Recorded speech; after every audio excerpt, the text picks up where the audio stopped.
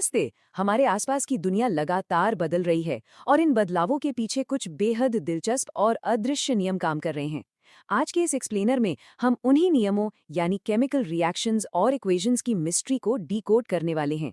वैसे एक छोटी सी बात, इस एक्सप्लेनर में स्क्रीन पर जो भी टेक्स्ट दिखेगा वो इंग्लिश में होगा ताकि साइंटिफिक टर्म्स बिल्कुल क्लियर रहें।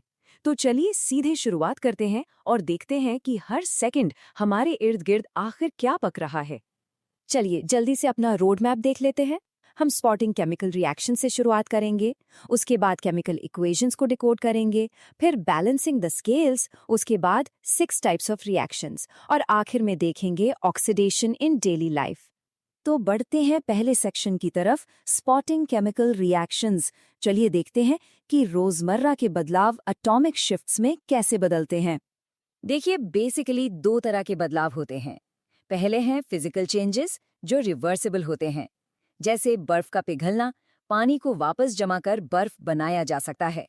और दूसरी तरफ हैं केमिकल चेंजेस जो रिवर्सिबल नहीं होते, जैसे लोहे में लगने वाली जंग। एक बार जंग लग गई तो वो लोहे का टुकड़ा अपने आप नया नहीं हो सकता।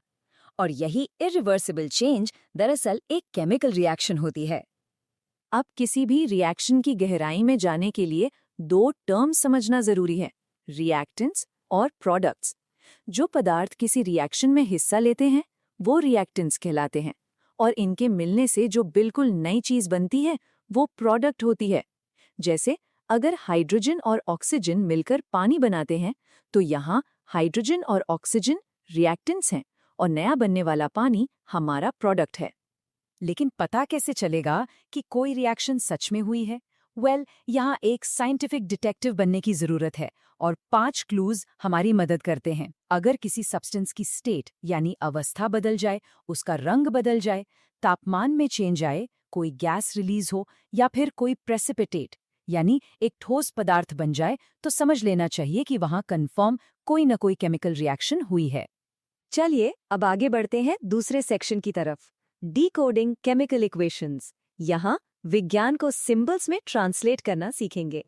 जब किसी केमिकल रिएक्शन को एलिमेंट्स के सिंबल्स और फॉर्मूलाज का इस्तेमाल करके लिखा जाता है तो उसे केमिकल इक्वेशन कहते हैं।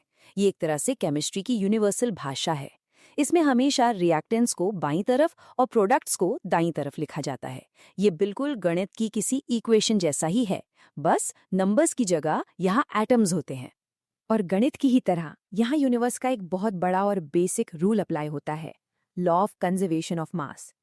यानी किसी भी केमिकल रिएक्शन में मास को ना तो क्रिएट किया जा सकता है और ना ही डिस्ट्रॉय। इसका बड़ा सीधा सा मतलब ये है कि रिएक्शन होने से पहले और रिएक्शन होने के बाद एटम्स का टोटल काउंट हमेशा बिल्कुल बराबर होना चाहिए। और इसी फंडामेंटल रूल को फॉलो करने के लिए इक्वेशंस को बैलेंस करना पड़ता है। तो चलिए देखते हैं हमारा तीसरा सेक्शन, बैलेंसिंग द स्केल्स। और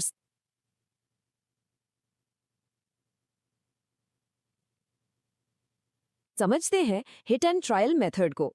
इक्वेशंस को बैलेंस करने के लिए हिट एंड ट्रायल मेथड का इस्तेमाल होता है।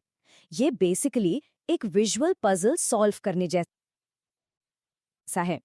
इसमें इक्वेशन के दोनों तरफ एटम्स को गिनकर उनके नंबर्स को तब तक अपडेट किया जाता है जब तक कि रिएक्टेंट्स और प्रोडक्ट्स के एटम्स पूरी तरह से बराबर ना हो जाएं। इसे एक उदाहरण से समझते हैं। जब आयरन और पानी रिएक्ट करके आयरन ऑक्साइड और हाइड्रोजन बनाते हैं तो दोनों साइड्स के एटम्स को कंपेयर किया जाता है। इस टेबल को देखने से पता चलता है कि आयरन के 3 एटम्स रिएक्टेंट साइड में हैं और 3 ही प्रोडक्ट साइड में हैं। हाइड्रोजन के 8 एटम्स दोनों तरफ परफेक्टली बैलेंस हो चुके हैं और ऑक्सीजन के 4 एटम्स भी मैच कर रहे हैं। तो मैथ्स और साइंस का ये कॉम्बिनेशन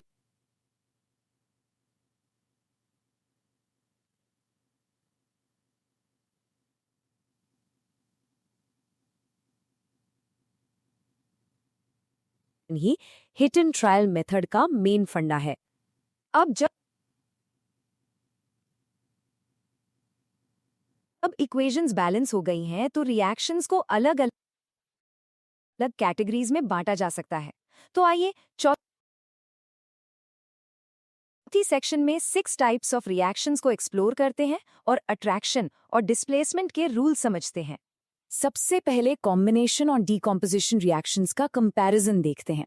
कॉम्बिनेशन रिएक्शन में दो या उससे ज्यादा रिएक्टेंट्स आपस में जुड़कर एक सिंगल प्रोडक्ट बनाते हैं, जैसे पानी का बनना।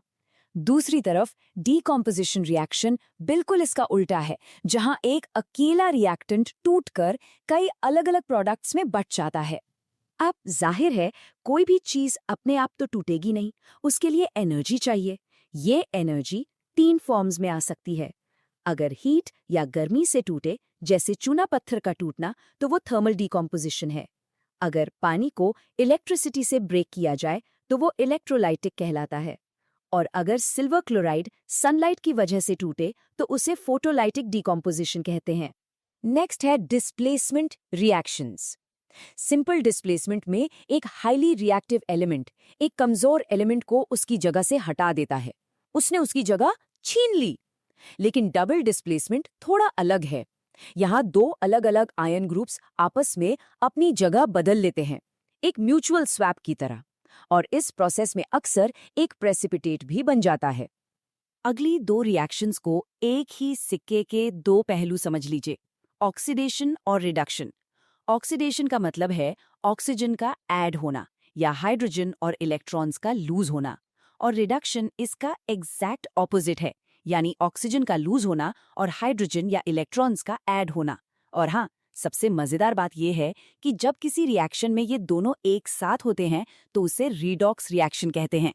लास्ट में आती हैं एक्सोथर्मिक और एंडोथर्मिक रिएक्शंस, जो डायरेक्टली एनर्जी से जुड़ी हैं। एक्सोथर्मिक रिएक्शंस एनर्जी रिलीज करती हैं, ज्यादातर हीट के रूप में, जैसे नेचुरल गैस का जलना। वहीं एंडोथर्मिक रिएक्शन इसके ऑपोजिट काम करती है, वो एनर्जी एब्जॉर्ब करती है, जैसे फोटोसिंथेसिस की प्रोसेस में पौधे सनलाइट को एब्जॉर्ब करते हैं। अब एटॉमिक लेवल से वापस बाहर आते हैं। पांचवा और आखिरी सेक्शन है ऑक्सीडेशन इन डेली लाइफ। इसमें समझेंगे कि कैसे ये इनएविटेबल डिके या क्षय हमारे आसपास रोज हो रहा है। कोरोजन का असर हम सबने देखा है, चांदी का काला पड़ना, तांबे का हरा हो जाना या लोहे में जंग लगना, ये सब हवा और नमी की वजह से होने वाले धीमे ऑक्सीडेशन का ही नतीजा है। पर घबराने की जरूरत नहीं है, इसे रोका जा सकता है। लोहे पर पेंट करके या कॉपर के बर्तनों को बेकिंग सोडा और नमक से रेगुलरली साफ करके इन मेटल्स को बचाया जा सकता है। वैसे मेटल्स के अलावा एक और जगह ऑक्सीडेशन का बड़ा रोल होता है।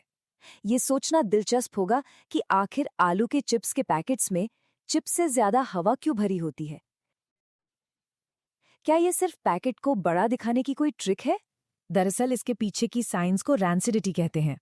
होता यह है कि खाने में मौजूद फैट्स और ऑयल्स धीरे धीरे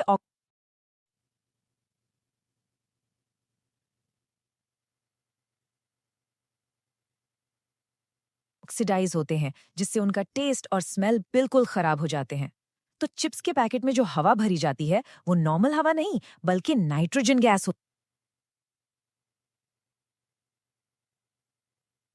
होती है। ये गैस उस खाने को ऑक्सीडाइज होने से रोकती है। इसके अलावा रेफ्रिजरेशन और एंटीऑक्सीडेंट्स का इस्तेमाल करके भी रैंसिडिटी को रोका जा सकता है। तो ये साफ है कि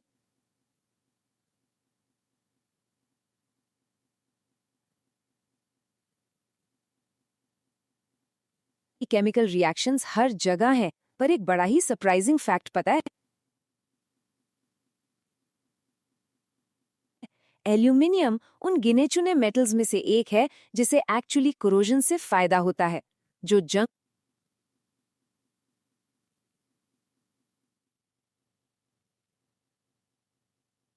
लोहे दो बर्बाद करती है, वही एल्यूमिनियम पर एक प्रोटेक्टिव लेयर बना देती है ना हैरानी की बात?